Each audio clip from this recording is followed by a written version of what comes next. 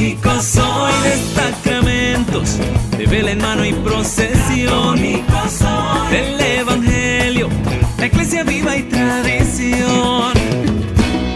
Católico soy de los que viven una eterna.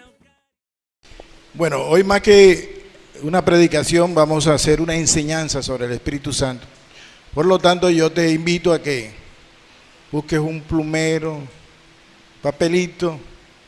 Recuerda que el papel más pequeño e insignificante es más importante que la mente más brillante. O sea que es importante apuntar lo que vamos a ver hoy. Primero vamos a hacer un poquito una introducción, quién es el Espíritu Santo, para después entrar a hablar sobre los regalos del Espíritu Santo. ¿Listo? Primero vamos a entrar en la primera parte, aunque yo sé que la doctora Vilma la semana pasada les habló, pero yo quiero introducir hablando un poquito sobre el Espíritu Santo y después entramos a hablar sobre los dones del Espíritu Santo. Lo primero que quiero decir es que el Dios que nosotros creemos, el Dios Trino, Padre, Hijo y Espíritu Santo, es un Dios de revelación. Eso significa que Dios se ha venido revelando poco a poco en la historia del tiempo. En el Antiguo Testamento se reveló la vida del Padre. No se podía revelar todo al mismo tiempo porque se hubiesen confundido todos los que vivieron en ese tiempo. En el Antiguo Testamento se habla fundamentalmente de la vida de Yahvé, el Padre. Y en el Nuevo Testamento se revela Jesús, el Hijo de Dios. Y a partir de los Hechos del Apóstol viene la revelación del Espíritu Santo.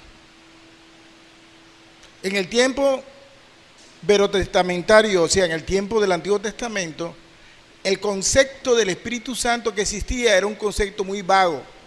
No se tenía claridad de quién era el Espíritu Santo. Se pensaba que era una fuerza, un poder que era dado a ciertas personas. Y generalmente los escritos de los profetas y de los escritores de ese tiempo siempre consideraron el Espíritu Santo como el poder de Dios manifestado en los ungidos de Dios. O sea, aquellas personas que habían sido ungidas, reyes o profetas, recibían una gracia especial de Dios, un poder de Dios que se manifestaba esporádicamente en ellos para una misión específica. Eso es muy importante lo que acabo de decir. El Espíritu Santo en el Antiguo Testamento no era el concepto que ellos tenían, era una fuerza, un poder que era derramado sobre ciertas y determinadas personas para cumplir una misión. Normalmente eran sobre los ungidos, los reyes o los profetas. Aunque hay algunos textos que nos muestran de ciertas personas paganas que también recibieron la unción del Espíritu Santo para cumplir una misión de Dios específica. Pero los textos del Antiguo Testamento nunca nos hablan de la permanencia del Espíritu Santo en las personas del Antiguo Testamento.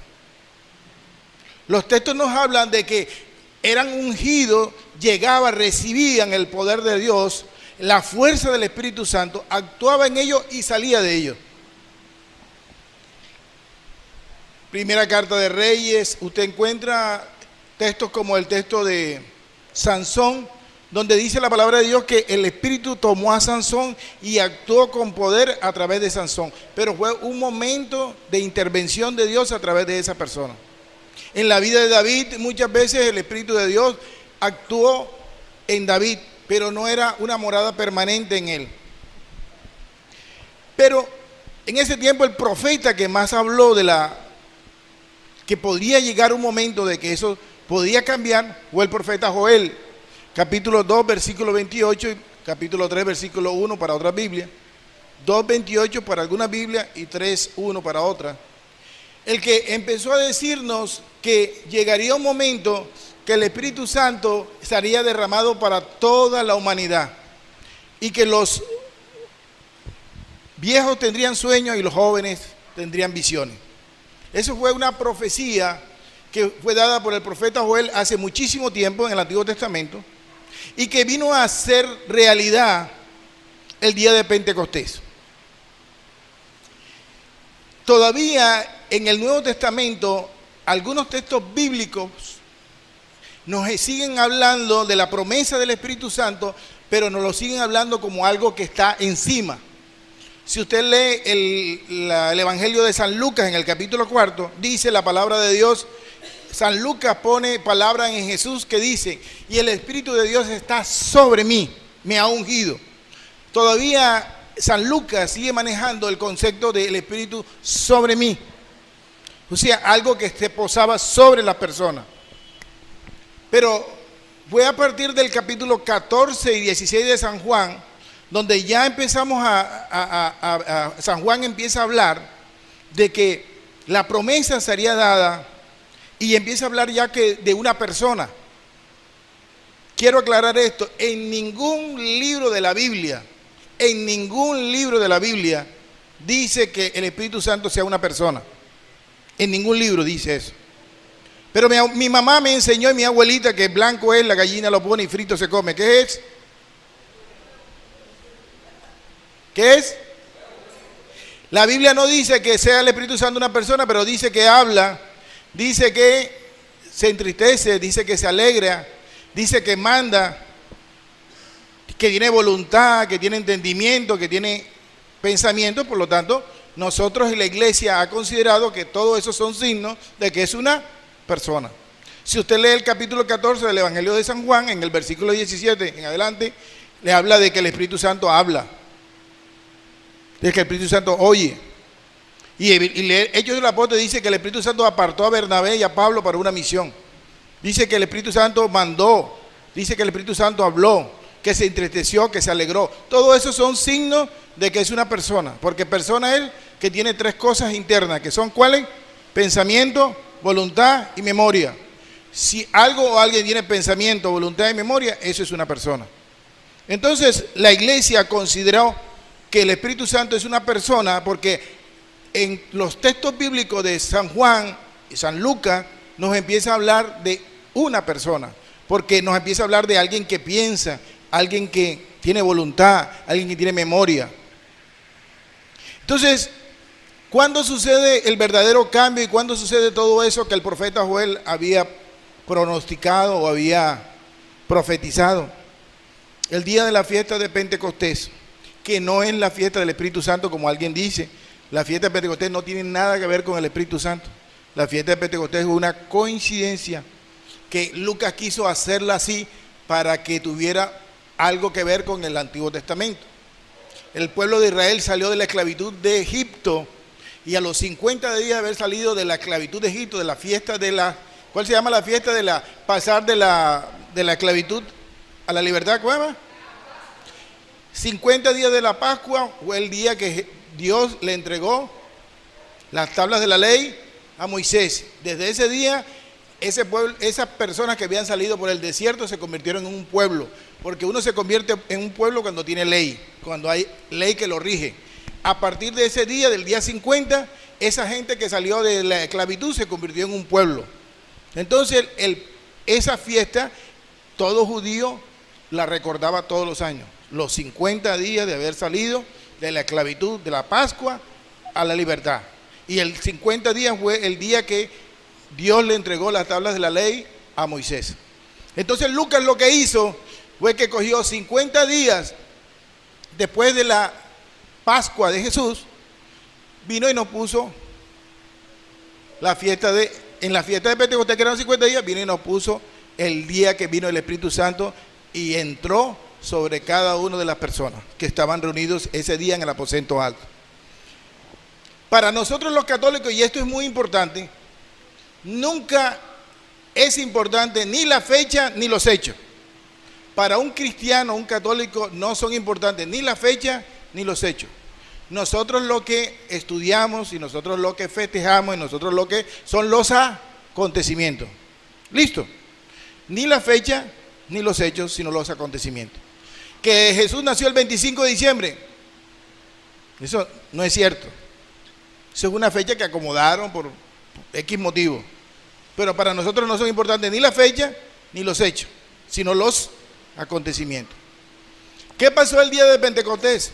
Dice el texto bíblico que ese día estaban reunidos en el aposento alto, tenían 9 días de estar orando, María junto con 120 discípulos, dice que la totalidad de los creyentes, que eran 120, y dice que San Lucas, que el Espíritu Santo, que ese día hubo un ruido, hubo viento y hubo fuego. Si usted lee con cuidado el Antiguo Testamento y encontrará que cada vez que Dios se hace presente, la manifestación de Dios, de la presencia de Dios, van esos 3 elementos: fuego, viento y ruido.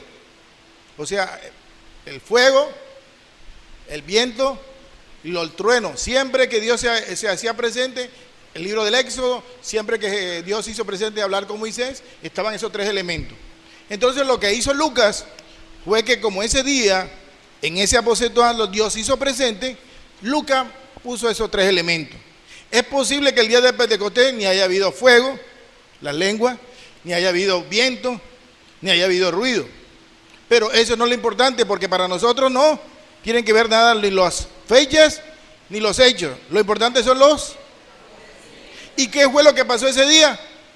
Ese día se cumplió la promesa ¿de quién? Del profeta Joel. Ese día lo que pasó fue que Dios se le metió por los oídos, por la nariz y por la boca a los discípulos y a los creyentes, y empezó a vivir en el corazón del hombre. Nunca antes Dios había vivido en el corazón del hombre, sino después de Pentecostés. Había estado sobre las personas, pero en el Antiguo Testamento a los ungidos. Pero a partir de Pentecostés, Él se metió y empezó a vivir en el corazón del hombre. Ese es el acontecimiento de Pentecostés. No porque Pentecostés sea igual al Espíritu Santo, sino porque Lucas lo puso en esa fiesta porque eran los 50 días de la Pascua. Y si a los 50 días de la primera Pascua nos dieron las tablas de la ley para que fuéramos el pueblo de Dios, o los antiguos, a los 50 días de la nueva Pascua nos dio el Espíritu Santo para que pusiera en nuestro corazón, escribiera la nueva ley para que formáramos el nuevo pueblo de Dios, que es la iglesia. ¿Listo? Pero San Juan no lo considera así. San Juan lo pone que Jesús derramó el Espíritu Santo el mismo domingo. O sea, las fechas no son importantes, los hechos tampoco, sino los acontecimientos.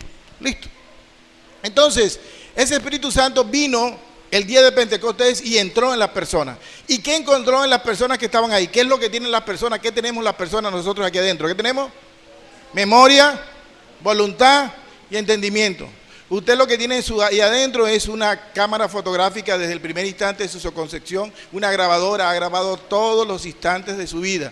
Todo lo que usted ha vivido está grabado. Consciente, subconsciente, inconsciente, todo eso está grabado. Tiene la voluntad, memoria y los sentimientos. Listo, eso está ahí, eso es lo que usted tiene. Y el Espíritu Santo viene a actuar sobre eso. El texto bíblico nos dice que luego de que el Espíritu Santo vino sobre esas personas, dice que Pedro salió corriendo, bajó del aposento alto, se puso en medio de la plaza, dice que le predicó a los judíos que estaban en fiesta, porque era una fiesta pagana, y dice que les habló, les dijo: criminales, ustedes mataron a Jesús, y les dijo de todo, y dice que ese día 3,000 judíos se convirtieron con la predicación de Pablo. La misma persona que hacía unos pocos días había negado a Jesús delante de una muchacha de servicio, aquí es capaz de pararse en medio de una plaza y predicarle a 5,000 judíos y convertir a 3,000. ¿Qué le pasó? Que el Espíritu Santo entró sobre él, entró sobre su memoria, sobre su voluntad y sobre su entendimiento, y cambió la vida de ese hombre. Así puede hacer el Espíritu Santo en nuestras vidas. Ese es el regalo que Dios nos ha dado, el regalo maravilloso de que el Espíritu Santo está en nuestro corazón y vive en nuestras vidas. Porque si usted lee ese capítulo 2 de Hechos de los Apóstoles, al final a 3,000 judíos le preguntan a Pedro: Pedro, ¿qué tenemos que hacer para nosotros recibir eso que tú has recibido? Y Pedro le dice: tienen que hacer 2 cosas, conviértanse y bautícense. Conviértanse y bautícense. 2 cosas, condiciones para recibir el Espíritu Santo: conversión y bautismo. El día que fuimos bautizados, todos recibimos el Espíritu Santo. Y el Espíritu Santo no se sale. El Espíritu Santo permanece, se queda. A partir de Pentecostés, el Espíritu Santo hizo morada en nosotros. Primera carta a los Corintios, capítulo 3, versículo 16. Dice que nosotros somos templo del Espíritu Santo. Si no me equivoco es primero 2:16 o primero 3:16. Por ahí está la cosa. Somos templo del Espíritu Santo. ¿Qué significa templo? Que yo soy morada de Dios, que Dios ha hecho morada en mi corazón. Listo. Entonces, de las cosas que más me impresionan a mí de la palabra de Dios es el nombre del Espíritu Santo. ¿Cuál es el nombre del Espíritu Santo? El Padre, ¿cómo se llama? Yahvé. ¿Y el Hijo cómo se llama? ¿Y el Espíritu Santo cómo se llama? Romanos 5:5, ¿qué dice? Por favor, Romanos 5:5. Muy bien, ¿cómo se llama el Espíritu Santo? Amor. El nombre del Espíritu Santo es amor. El amor que se nos ha sido dado por el Padre y el Hijo. El Espíritu Santo es el resultado del amor del Padre, del Hijo y del Hijo al Padre. O sea, conclusión, si usted tiene un novio que no conoce a Dios, no se case porque él no la va a amar nunca. Lo único que pueden amar de verdaderamente son los que conocen a Dios, los que conocen el Espíritu Santo, porque el Espíritu Santo es el amor. Si usted no conoce el Espíritu Santo, nunca conocerá el amor. Le podrá querer, pero nunca le podrá amar, porque el amor es el Espíritu Santo y Él se fue dado para eso, para llenarnos del Espíritu Santo. ¿Listo? Las tres personas divinas que nosotros tenemos es un solo Dios, pero nosotros le atribuimos al Padre ¿la qué? El Padre fue el que ¿qué hizo el Padre? La creación. Jesús le atribuimos ¿qué? La redención. Los tres intervinieron, pero le atribuimos a Jesús la redención. ¿Y al Espíritu Santo qué le atribuimos? La santificación. Él ha venido a santificarnos. Los tres nos santifican, pero le atribuimos, le damos el atributo al Espíritu Santo. Por lo tanto, el Espíritu Santo ha venido a trabajar allá dentro de nosotros. Él es el amor del Padre, del Hijo del Padre, y Él viene a regalarnos su amor. Por eso en el seminario de vida en el Espíritu nosotros empezamos a hablar del amor de Dios. Pero realmente lo que venimos haciendo es llevando a las personas a que descubran al Espíritu Santo como la plenitud del amor de Dios. Lo llevamos a eso. ¿Listo? ¿Ok? Esa era una pequeña introducción, pequeñita introducción que yo quería hacer para empezar a hablar de lo que vamos a hablar. ¿Se entendió o no? ¿No se entendió? Volvemos a comenzar. Bueno, ese espíritu que Dios nos regaló, Él nos da tres grandes regalos. Nos da tres grandes regalos. Unos regalos se llaman dones. Otros regalos se llaman dones carismáticos. Y otros regalos se llaman frutos. Escuche bien. Un primer regalo se llaman dones, solo dones. Otro segundo regalo se llaman dones carismáticos o carisma. Y otros tres regalos se llaman frutos. ¿Listo? ¿Ok? Los primeros regalos, los que dijimos que se llamaban dones, son los que sirven para que yo crezca espiritualmente.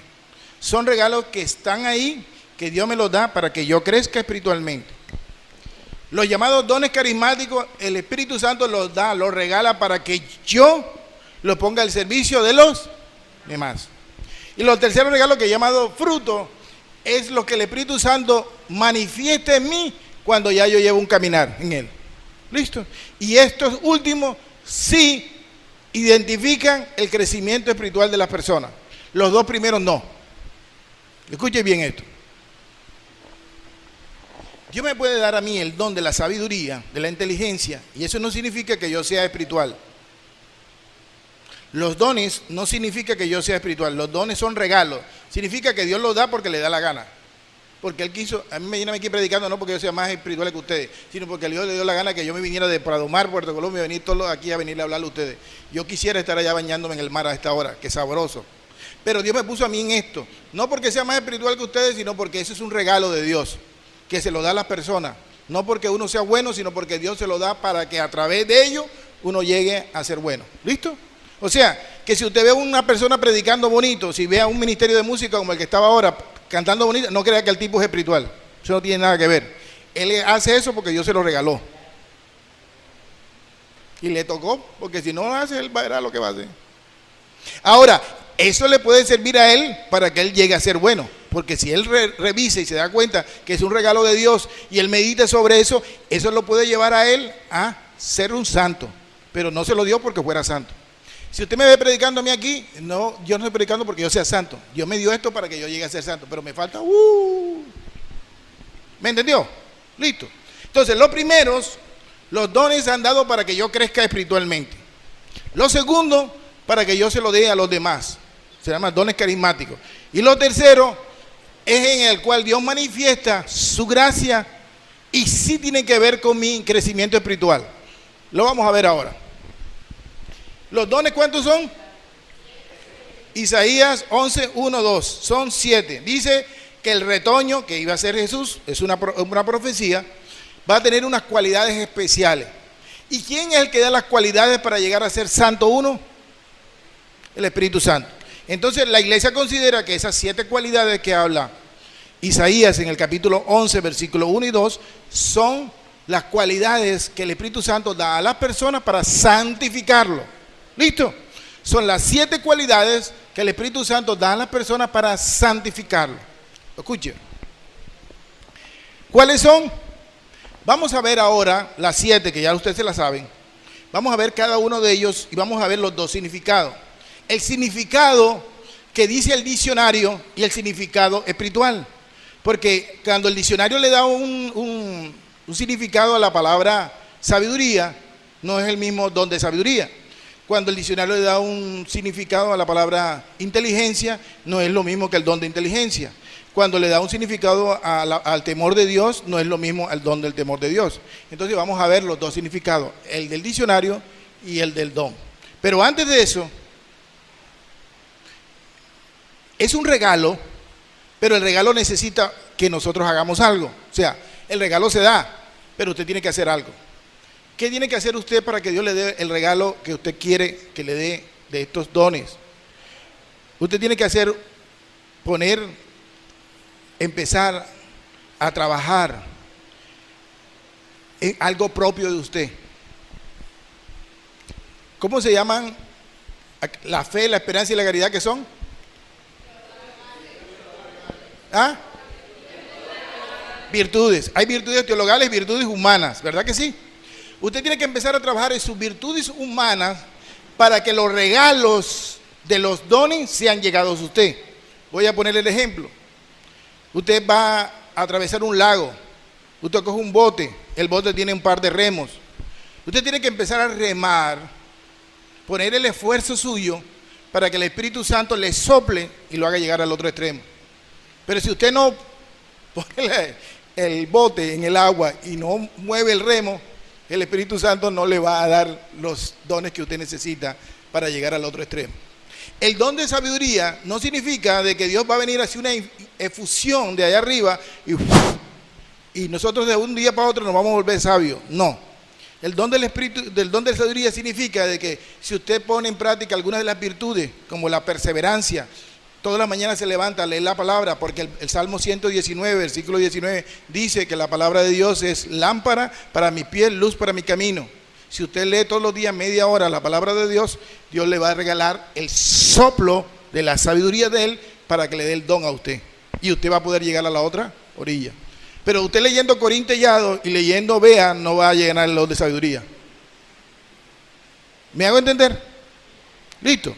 Entonces, vamos a hablar sobre los 7 dones. Primer don. Vamos a hablar sobre el don de la sabiduría. ¿Alguna pregunta? ¿Hasta ahí? No. No se entendió nada. Bueno, no importa, seguimos. Ahorita repetimos. Sabiduría. ¿Qué dice el diccionario sobre la palabra sabiduría? Dice lo siguiente. Sabiduría, habilidad humana para actuar con sensatez, prudencia o acierto, conjunto de conocimientos amplios y profundos que se adquieren mediante el estudio o la experiencia. Según el diccionario, ¿qué es una persona sabia? Aquella persona que tiene una habilidad humana, que ha estudiado mucho, que ha hecho doctorado, diplomado, se graduó en la universidad, ese man estudia hasta las 4 de la mañana, y entonces todo eso le ha dado una experiencia, y ese hombre tiene un profundo conocimiento de X o Y materia. ¿Listo? Esa es una persona sabia. ¿Qué significa el don de la sabiduría?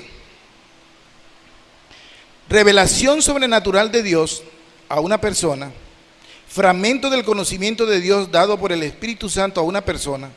Es el regalo del Espíritu Santo para ver y hacer las cosas como la ve y las hace Dios.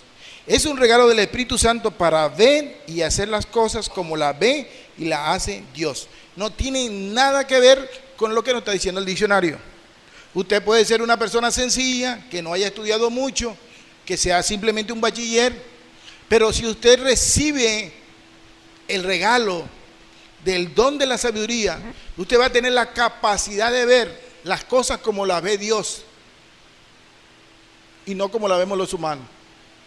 Entonces Dios le da esa capacidad. Yo siempre he contado esto en mi comunidad en la que yo trabajaba, en la que yo crecí. Yo conocí una viudita que no sabía leer, nunca había ido al colegio, pero usted le ponía una Biblia en las manos y ella leía la Biblia, le cambiaba la Biblia y daba otro libro y no sabía leer. Dios le dio una sabiduría para ver las cosas de Él. Y hay personas que tienen ese un regalo de Dios. Uno le puede pedir a Dios el don de la sabiduría. Señor, yo leo la palabra de Dios y no entiendo nada. Yo leo y no entiendo nada. Bueno, pide el don de la sabiduría. Es un regalo, no es un premio. No es para los que se han portado bien, no es para los que hacen 10 veces el rosario al día. No es para los que son los líderes. Es para cualquier persona que lo pida porque es un regalo, no es un premio. Pero tengo que empezar a dar al remo. Tengo que hacer lo que a mí me corresponde, coger la Biblia y abrirla. Y por lo menos intentar. Y en la medida que yo ponga mi esfuerzo, el viento vendrá y me llevará a la otra orilla. ¿Me hago entender? Listo. Don de la sabiduría. ¿Alguien necesita el don de la sabiduría aquí? Todos necesitamos don de la sabiduría. Inteligencia. ¿Qué dice el diccionario? Dice, facultad de la mente que permite aprender, entender, razonar, tomar decisiones y formarse una idea determinada de la realidad. Una persona inteligente es una persona que Dios le ha dado algo especial en su mente que le permite aprender, razonar, tomar decisiones de una manera rápida. Yo recuerdo cuando estaba en el colegio, tenía un compañerito que mientras nosotros durábamos hasta las 5 de la tarde para tratar de aprendernos algo, él solamente lo leía una vez y ya se iba a jugar fútbol porque él lo tenía claro. Es una persona inteligente. Pero ¿qué es la inteligencia como don del Espíritu Santo? Es una luz que el Espíritu Santo concede para penetrar las verdades oscuras que la fe propone. Regalo del Espíritu Santo para comprender la palabra de Dios y profundizar las verdades reveladas.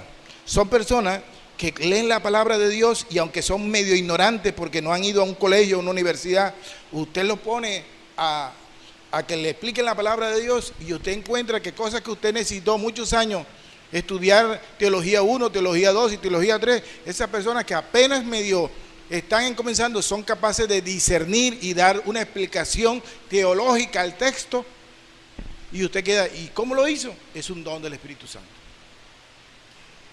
Así que a los que son mayores de 50 ya no les queda sino pedir el don, porque ya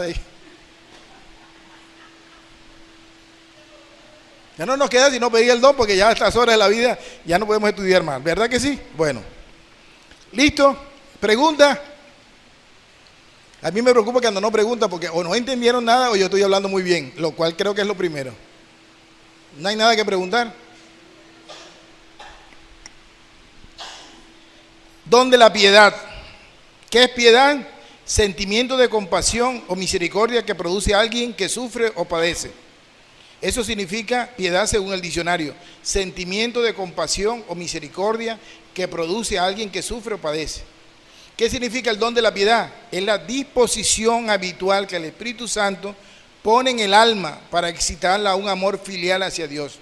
Regalo que sana nuestro corazón de todo tipo de dureza y le abre a la ternura para con Dios como Padre y para con los hermanos como hijos de un mismo Padre. Una vez se ve a ciertas personas cuando se refieren al Padre, una vez se dice, no, el Padre Yahvé, mi papá. Pero ahí uno ve que ciertas personas cuando hablan de Dios Padre lo hacen con una reverencia, lo hacen con una alegría, se le ve el entusiasmo en la cara, sienten un amor. Eso es el don de la piedad. Personas que van más allá de lo que nosotros, el común de las personas, vemos. Es como el don de ciencia. A veces personas, si usted va y ve una flor, hay personas que ven una flor bonita y pasan, la miran y no dicen nada.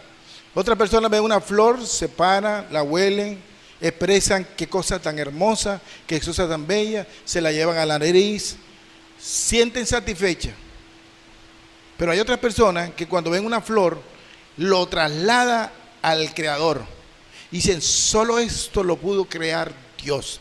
Y no se quedan en el olor, no se quedan en la belleza, sino van más allá. Y se refieren al que las creó. Y en todas las cosas que ven a diario, ay, llovió, no, llovió porque como hacía tanto calor en el día, por eso tenía que llover, porque vinieron los vientos del norte y los vientos del sur se estrellaron y por eso llovió.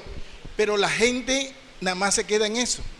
Pero hay personas que cuando llueve dicen, eso es un regalo de mi Dios.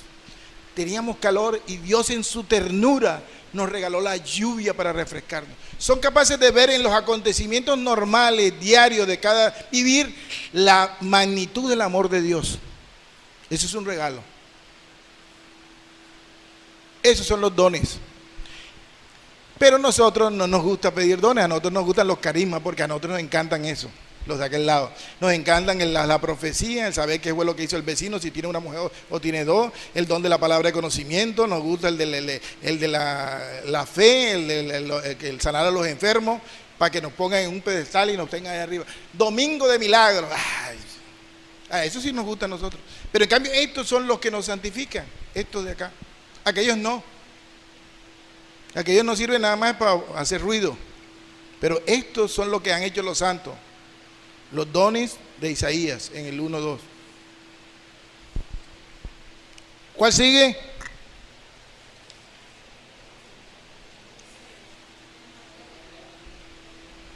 El don de la chismosa. Consejo, opinión que alguien da o recibe acerca de su vida futura. Opinión, ¿qué significa consejo en el diccionario? Opinión que alguien da o recibe acerca de la vida futura. ¿Qué significa el don de consejo? Es un hábito sobrenatural por el cual el alma en gracia, bajo la inspiración del Espíritu Santo, instruye rectamente en los casos particulares, lo que conviene hacer en el orden al fin último sobrenatural. Nosotros en la comunidad, yo siempre me refiero porque es lo que conozco. Nosotros allá teníamos un ministerio que es el ministerio de las viudas. El ministerio de las viudas es el ministerio de intercesión, ellas siempre oran por nosotros. Pero son las que también uno busca para el consejo. Porque normalmente a las viudas Dios le da el don del discernimiento, que es mucho parecido al del consejo. Porque el don del discernimiento son 3 dones. El don del discernimiento se parecen, hay 3 cosas que se parecen. Uno tiene discernimiento porque uno ha estudiado mucho. Si alguien estudia sobre algo durante mucho tiempo, adquiere cierto discernimiento sobre la materia dada. Pero si uno, también el discernimiento se puede dar por las canas. O sea, cuando uno tiene ya cierta edad, uno ha vivido mucho tiempo y eso le da discernimiento a uno y uno puede dar consejo. Por el que llama uno el discernimiento de las canas. Llega uno con la novia a la casa y la abuelita está en el patio, en lo último allá. Y la abuelita lo llama uno, Carlito, ven acá. Dígame, abuela, ¿quién es esa pelada que trajiste ahí? No, esa es la novia que tengo hace 5 meses. Y dice la abuelita, no sé, pero hay algo en ella que no me gusta. Y si la abuela dijo eso, créale, porque ese es el don de las canas, ese es el discernimiento de las canas. Alguna vaina le vio ella en el caminado, en la mirada, alguna vaina que ya. Entonces, hay personas que ni siquiera son viejas, que ni siquiera han estudiado mucho, pero que Dios le da esa capacidad de tener discernimiento y pueden aconsejar a otros. Uno no debe buscar consejos de cualquier persona, porque hay unas personas que uno va y le busca consejos y no ha terminado, sino el día siguiente el tendero de la tienda ya conoce toda la vida de uno. Pero hay personas que tienen esa capacidad para decirle cosas a uno que uno siente que es de Dios, que Dios le habla a través de la persona. Hay personas que Dios le ha regalado eso. Uno tiene que tener el discernimiento de saber a quién le pide consejo. Porque si uno le va a pedir consejo a una separada, ¿qué le va a decir a uno? Que se separe, que todos los hombres son malos. Si uno le va a pedir consejo a una vieja que le ha ido mal en el matrimonio, a un man que le ha ido mal en el matrimonio, ¿qué va a decir? Que todos los hombres son unos.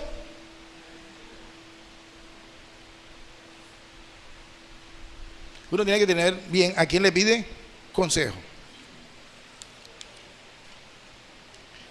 Último don, temor de Dios. ¿Qué dice el diccionario sobre la palabra temor? Dice, miedo que se siente al considerar que algo perjudicial o negativo ocurre o haya ocurrido. ¿Qué dice? ¿Qué significa el temor de Dios como don? Es la disposición común que el Espíritu Santo pone en el alma para que se porte con respeto delante de la majestad de Dios y para que, sometiéndose a su voluntad, se aleje de todo lo que le pueda desagradarle.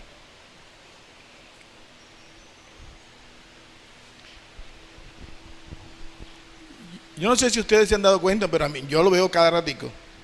Especialmente las personas que son de iglesia, esas que paran metidos oliéndole la sotana al cura, de las que no quieren salir nunca a predicar, sino no quieren salir sino estar todo el día metido detrás de la... Usted la ve que pasan delante del altar, pasan delante del Altísimo y como si pasaran delante de cualquier cosa. Nunca hacen una genuflexión, nunca se arrodillan. Ellas ya para eso es pasa y pasa y pasa y si es posible ponen hasta cosas arriba de la mesa del altar. Eso es porque ya hemos perdido el respeto a las cosas de Dios. ¿Listo? Hemos perdido el temor a Dios. No es tenerle miedo a Dios, sino guardarle el respeto a las cosas de Dios. Si yo por fe sé que Dios está ahí presente, yo no puedo pasar delante de Él como si yo pasara cualquier cosa. Yo tengo que arrodillarme. Si yo sé que cuando la mesa está revestida, el altar está revestido, el altar representa a Jesús, porque Jesús en el momento de la consagración o en el momento de una Eucaristía, Jesús es sacerdote, Jesús es víctima, Jesús es altar. Por lo tanto, el altar es Jesús. Cada vez que yo pase delante de la mesa del altar, que no esté revestida, yo tengo que hacer una genuflexión. Si no me puedo arrodillar porque mi edad no me lo permite. Pero si mi edad me lo permite, yo debo arrodillarme porque es la presencia, la majestad de Dios presente en ese lugar. ¿Listo? Y a veces nosotros, se nos vuelve tanto esto que el Santísimo pasa delante de nosotros y nosotros sentados. Ahora, esto no tiene nada que ver con la clase, pero lo voy a decir. Algunas personas hacen esto, comulgan, se sientan.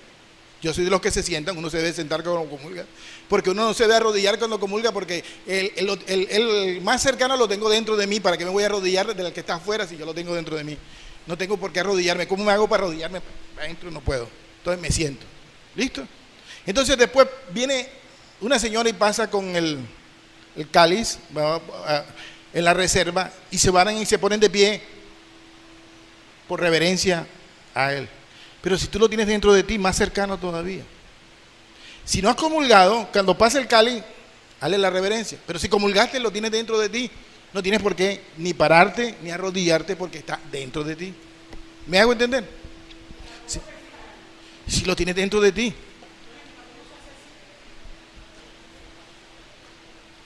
O sea, no es por cuestiones de que diga que no lo debe hacer o no decir. Uno tiene que entender, Dios, comulgué y Él entró en mí y me hizo uno con Él.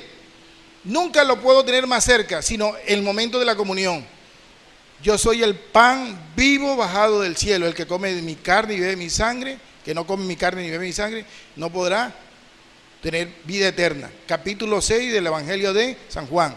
Si yo lo como y yo creo que es Jesús el que entró en mí y está dentro de mí, es más real esa que la que está afuera. Por lo tanto, yo tengo que estar ahí sentado hablando con Él.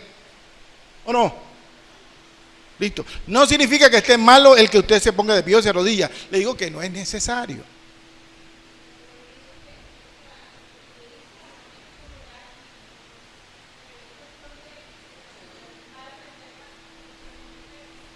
Si no has comulgado en el momentico, está bien.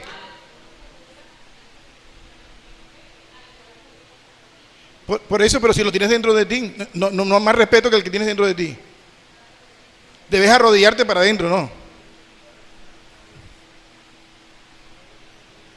Él es más real que el que está allá en ese momento de la comunión.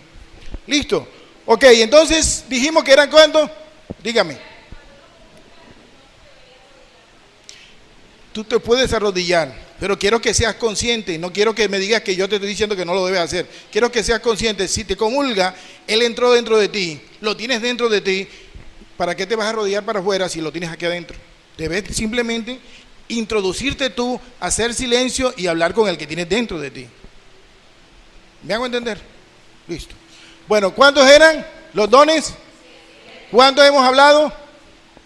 7. ¿Para qué sirven los dones? ¿Para qué? Para crecer yo espiritualmente.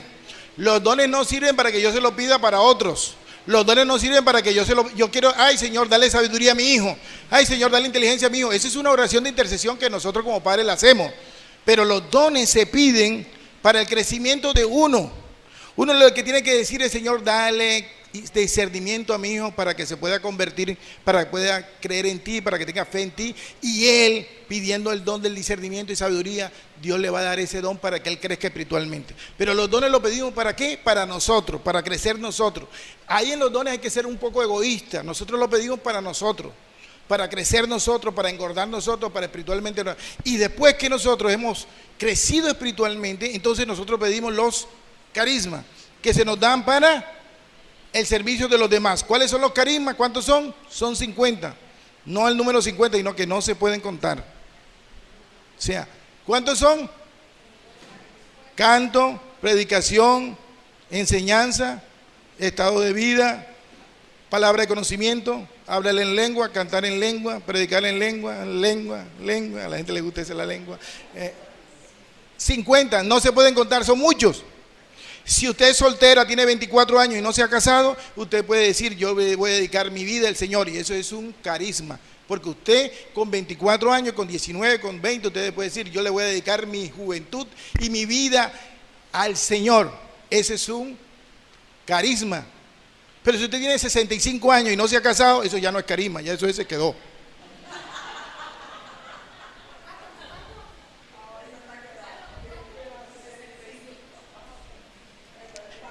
Entonces los carismas son muchos.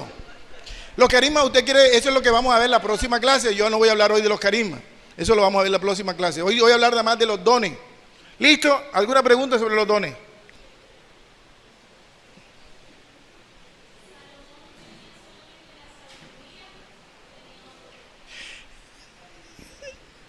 Nosotros recibimos, voy a hacer las dos aclaraciones. En el tiempo de Salomón, Antiguo Testamento, solamente tenían la unción. Escucha bien, solamente tenían la unción. El Espíritu Santo estaba sobre ellos. Entraba y salía de ellos. No era permanente en ellos. Ese es el concepto Antiguo Testamento. Por lo tanto, Salomón tendría sabiduría y la sabiduría seguramente habría otros dones con él. ¿Listo? Pero en el Nuevo Testamento ya el Espíritu Santo no está sobre nosotros, sino está dentro de nosotros. Si el Espíritu Santo está dentro de ti, todos los dones están dentro de ti. Listo. Entonces, las personas del Nuevo Testamento, las que hemos sido bautizadas, tenemos el don del Espíritu Santo dentro de nosotros. O sea, tenemos todos los dones dentro de nosotros. Pero el Espíritu Santo, que es inteligente, no nos los da a todos, no nos los muestra a todos nosotros, porque nos creeríamos ya los dioses nosotros. Entonces el Espíritu Santo lo que hace es que coge ciertas características tuyas, las moldea y les infunde gracia. Y es posible que tengas 2, 3 y hasta 4 dones. Ya, Nuevo Testamento. Tú puedes tener el don del canto, puedes tener el don de la danza y el don de la predicación y el don de la oración, por ejemplo. Puedes tenerlo. Pero la mayoría de los que cantan no predican. La mayoría de los que predican no cantan. Y si predica y canta, no baila. Ya, porque el Espíritu Santo no muestra todos los dones. Yo recuerdo un muchacho en la comunidad, un señor, que un día dijo, yo tengo todos los dones. Y el día que dijo eso perdió la humildad y ya no lo tenía todo. Porque cuando tú dices que yo tengo todos los dones, ya perdiste la humildad y entonces ya dejaste de ser, y eso es imposible. El Espíritu Santo nunca se muestra en totalidad de él. Hay 3 maneras de tener el Espíritu Santo. Yo puedo tener el Espíritu Santo porque lo recibí en el bautismo. Él vive en mi corazón, está ahí. Yo no lo alimento porque no oro nunca, no voy a misa nunca, no frecuento los sacramentos, pero Él está ahí. La primera manera de tenerlo como un invitado debajo de la silla del trono de mi yo. Segunda manera de tenerlo, estar lleno del Espíritu Santo. Dice San Pablo que llenaos del Espíritu Santo. Si no me equivoco, eso está en Efesios, carta de San Pablo a los Efesios. Si no me equivoco, es por ahí como el 8:28. Llenaos del Espíritu Santo. Pero hay otra manera de tener el Espíritu Santo. Y está en Efesios capítulo 3. Dice Efesios 3, cuando tú de rodillas le pides al Padre, el Padre te lleva a vivir la plenitud del amor de Dios y te lleva a vivir la plenitud de su presencia. O sea, cuando uno le pide al Padre de rodillas, cuando uno hace oración al Padre de rodillas, el Padre lo lleva a uno a vivir la plenitud de la presencia de Dios. O sea, lo sumerge en el océano del Espíritu Santo. El Espíritu Santo es como si fuera un océano. El Espíritu Santo tú no lo llegas nunca a abarcar todo. Cuando decimos lleno es como si tú cogieras una botella de agua y la llenaras de agua. Pero esa botella de agua todavía la puedes tener más cuando tú la sumerges en el océano, porque ella está sumergida en la plenitud de la gracia de Dios. Entonces nosotros podemos llegar a ese tercer nivel, si se le puede llamar así, y es estar pleno de la presencia del Espíritu, estar sumergido en su presencia. Por eso nosotros no nos podemos conformar solamente con que yo lo recibí en el bautismo. No puedo conformar solamente pedir Espíritu Santo el día de Pentecostés. Yo tengo que estar todos los días pidiendo la llenura de su presencia para que llegar cada día a vivir la plenitud de esa presencia, estar sumergido en el océano de Él, porque Él es mucho más que una simple llenura. Él sobrepasa mi capacidad, Él sobrepasa mi tamaño, Él sobrepasa mi interior. ¿Listo? Entonces uno, el Espíritu Santo, debía ser amigo de Él. Dice el texto bíblico que nadie conoce el corazón del Padre sino el Espíritu Santo que vive en Él. Por lo tanto, si yo quiero saber qué es lo que me va a pasar a mí dentro de 5 años, 10 años, si me voy a casar o no me voy a casar, si voy a tener plata o no voy a tener plata, si voy a viajar a Europa o no voy a viajar, si voy a ir a los santuarios marianos o no voy a ir, si el 12 de mayo voy a estar. Si yo quiero saber todas esas cosas, no hay que preguntárselo a la bruja porque la bruja nos cobra. No hay que ir a leer el horóscopo porque el horóscopo es mentira. No hay que leerse la mano ni el tinto porque eso no es verdad. Usted pregúnteselo al Espíritu Santo, que Él conoce el corazón del Padre. Pero para que el Espíritu Santo se lo diga, usted tiene que ser amigo de Él. Y uno no se hace amigo de una persona solamente mirándola. Uno se hace un amigo de una persona hablando con ella. Si usted habla continuamente con el Espíritu Santo le empezará a revelar cosas que nunca los oídos han oído y nunca los ojos han visto. Pero eso lo revela Él cuando usted se ha hecho amigo de Él. Cuando usted da el primer paso. Cuando usted coge los remos y empieza a remar en aquella pequeña embarcación. Él va a soplar en usted y va a imprimir su gracia y su presencia. ¿Qué es lo que yo he querido hacer esta noche? Enamorarlos del Espíritu Santo. Nada más. Que se enamoren del Espíritu Santo. Si usted se enamora del Espíritu Santo, ya lo demás todo se le dará por añadidura.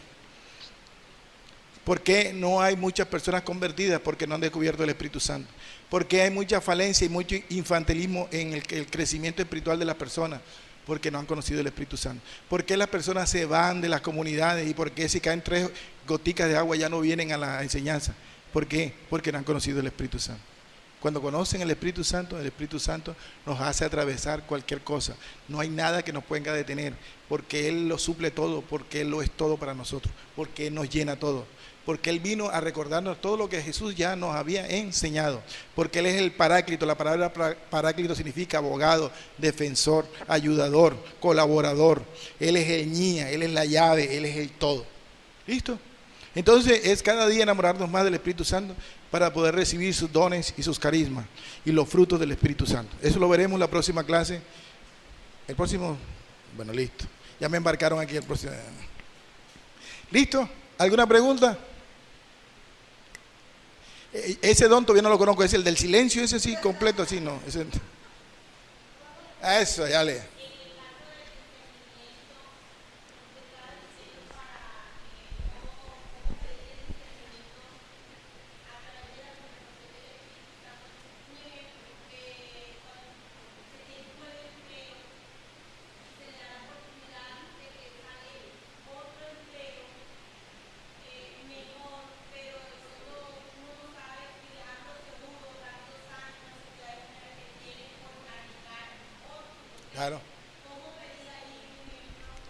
Claro. Me parece tu pregunta excelente, porque precisamente a eso vino el Espíritu Santo. Eso es lo que vino el Espíritu Santo. Lo primero que todo, yo te diría, si el caso es propio, que lo primero que tú tienes que hacer es hablar mucho con el Espíritu Santo. Segunda cosa que tú debes hacer es empezar a pedirle a Él. No busques intermediario, búscalo a Él. Dile, Espíritu Santo, desde hoy en la noche, Espíritu Santo, dime, ¿qué hago? Tengo este empleo, 3 millones de barras, me ofrecen 7. ¿Qué hago? ¿Me quedo con los 3 que están seguritos o me voy por los 7? Pero díselo así como que estás hablando con un amigo. Y él, pídeselo mañana, tarde y noche. Si tienes pocos días, insístele. Él va a mandar personas, va a mandar mensajes, te van a llegar cosas en que no solamente te van a decir, sino que te lo van a reafirmar. De pronto vas a recibir una llamada de cualquier persona que te dicen, oye, ¿supiste que María está trabajando en tal parte? ¿Cómo? Si allá donde recibe, o sea, ya es una señal. O alguien te dice, mira, si el trabajo es fuera de la ciudad, alguien te habla de que por el fuera de la ciudad está viviendo un familiar tuyo o que ellos se van a mudar para aquel lugar. Entonces tú vas a encontrar señales, él te va a poner memitos en las diferentes cosas del día y tú vas a poder discernir en las varias señales que él te da lo que tú debes hacer. Porque aparentemente yo te puedo decir, no, coge el de 6 millones de pesos, pero de pronto el de 6 millones de pesos puede ser que dentro de 2 meses o 3 meses la empresa se acabe y entonces quedaste sin hacha, calabaza y miel, como dice mi abuela. Entonces, pero Dios sí sabe qué va a pasar dentro de 6 meses. Entonces Él te va a mostrar el que realmente tú necesitas. Para eso es el Espíritu Santo, para que nos dé el discernimiento, nos aclare sabiduría, lo que Él cree que nosotros debemos hacer. Pero tienes que hablar con Él con claridad como hablas con un amigo. Mañana y tarde dile, Espíritu Santo, dame discernimiento, quiero saber qué hacer. Mira, tengo 3 pretendientes, uno es mono, uno es moreno, pero tiene plata, el otro es mono, pero no tiene ni 5, y el otro está llevado. ¿Con cuál de los 3? Él te va a decir cuál es. ¿Listo? Pero hay que hablar con Él. Si no hablamos con Él, no va a pasar nada. ¿Ok? Sí, tú le puedes pedir señales a Dios, pero yo lo que quiero es que entiendas lo siguiente. Te lo voy a poner en el caso humano. Vamos a poner que yo me mudo al lado de tu casa. Me mudo esta mañana al lado de tu casa. Y voy a tu casa y te digo, hola, ¿cómo es tu nombre?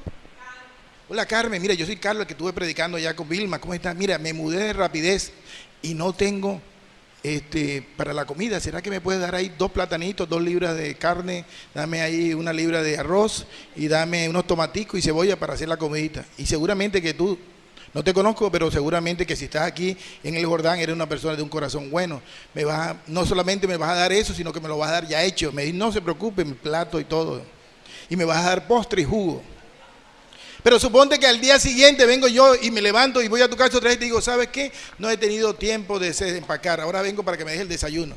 Ya tú me vas a mirar con recelo y me dices, bueno, está bien, pues. Y al mediodía, bueno, y te toco otro y digo, ay, ¿y ya hiciste el almuerzo? Y tú dices, bueno, ¿y este descarado qué? Así nos pasa a veces nosotros con Dios. Nosotros nada más vamos a Dios para pedirle cosas que nosotros creemos que necesitamos. Pero Dios quisiera verte que tú te acercas a Él, no por las cosas que tú necesitas, sino por el amor que tú sientes por Él. En la medida que Él vea que tú te acercas, no para que preguntarle si el empleo es este o el empleo aquel, sino que te estás acercando a Él porque sientes un amor por Él, porque lo estás descubriendo, porque quieres conocerlo más, porque quieres sentirlo más, porque quieres más experimentarlo. Esas otras cosas se te van a dar por añadidura y Dios te las va a mostrar. Pero que no sea que lo utilices solamente para que te resuelva un problema, porque Él se va a dar cuenta de eso. Por eso la palabra de Dios dice en San Juan, cualquier cosa que ustedes pidan al Padre en mi nombre, Él se las dará. Pero ese en mi nombre no significa, Padre, en nombre de tu Hijo Jesucristo, que me gane la bolita. No. Ese en mi nombre significa, Padre, mira, yo vengo en nombre de Jesús, mi llave, mi amigo con el que yo oro todos los días, el que yo visito en el Santísimo, el que yo voy a la Eucaristía. Ese que es mi amigo porque yo hablo con él todos los días, me dijo que hablara en su nombre para pedirte algo. Y entonces el Padre le preguntará a Jesús, oye, ¿es verdad que Carmen viene todos los días al Santísimo, que ella reza el rosario y que ella va a la y que se confiesa y que está en los sacramentos? Y yo, sí, claro, Carmen es de la que no sale del Jordán. Esa muchacha esa es amiguísima mía. Cualquier cosa que ella pida, dásela, Padre. Amén. Eso significa eso.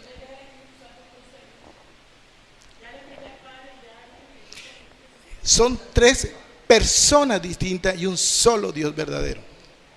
El Padre, el Hijo y el Espíritu Santo son tres personas distintas y un solo Dios verdadero. El Espíritu Santo es el amor del Padre, del Hijo y del Hijo del Padre, da el Espíritu Santo. Cuando tanto ama el Padre, el Hijo, que se materializa el amor del Padre, el Hijo y del Hijo del Padre en el Espíritu Santo. Pero son tres personas y un solo Dios verdadero. Cuando uno ya lleva muchos años orando, cuando tú llevas ya un proceso de crecimiento espiritual, logras definir y logras ver en el momento de oración cuando te estás dirigiendo al Padre, cuando te estás dirigiendo a Jesús y cuando te estás dirigiendo al Espíritu Santo. Cuando uno está recién iniciado en esto, uno hace una ensalada, uno hace un, ¿cómo se llama? Un tutti frutti. Uno dice, Padre Jesús, amado Dios, regálame tal, y uno hace una ensalada ahí porque uno no sabe distinguir. Pero en la medida que uno va creciendo espiritualmente, uno siente cierta reverencia cuando le ora al Padre, uno tiene cierta cercanía cuando le ora al Hijo, y uno cierta amistad cuando le ora al Espíritu Santo. Uno siente, uno experimenta más cercanía cuando está hablando con el hermano mayor que cuando está hablando con el papá. Uno siente más respeto cuando habla con el papá y más cercanía cuando habla con Jesús. Pero eso te lo da la repetidera de la repetidera de la repetidera del encuentro con esa persona. Católico soy de sacramentos, de vela en mano y procesión. Católico soy del Evangelio, la iglesia viva y